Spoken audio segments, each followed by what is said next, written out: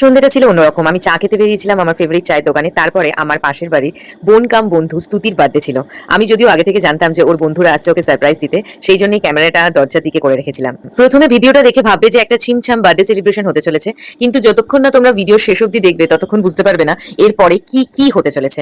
তো আমরা সবাই কেক কাটলাম। এবার কেক কাটার পরে অ্যাজ ইউজুয়াল যেটা হয় যে সবাই কেক টেক খাওয়ায় এবং বার্থডে গার্লকে কেক মাখায়। তো এখানেও সেরকমই প্রথমটা হয়েছিল যে বার্থডে গার্লকে সবাই কেক টেক মাখিয়েছিল। এখানে ওর বন্ধু এবং আমারও পাড়ার ভাই একটু ব্লগিং করছিল, তার কারণ ও একটা নতুন ফোন কিনেছে এবং সবাইকে যখন পায়েস অফার করেছে সবাই খেতে নারাজ, কিন্তু আমি পায়েসটা খাচ্ছিলাম। তারপরে বার্থডে গার্লকে সবাই একটুখানি কেক মুখে মাখানো হলো।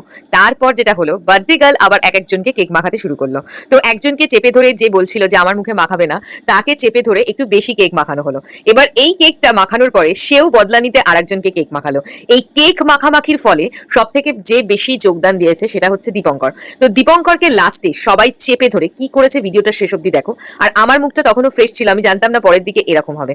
তো বার্থডে গার্ল ওদিকে দাঁড়িয়ে আছে এবং দীপঙ্করকে সবাই মিলে চেপে ধরে ওর মুখে এবং জামার ভেতরেও কেক ঢুকিয়ে দিয়েছে। তো আমি বলেছিলাম ঠিক হয়েছে। সেই রাগে দীপঙ্কর আমার ক্যামেরার দিকে কেক ছুঁড়ে মারলো। তো এইরকম একটা অবস্থার পর আমাদের এই রুমটার যা অবস্থা হয়েছিল, মনে হচ্ছিল এটা বার্থডে সেলিব্রেশন না, এটা কেকের হোলি খেলা।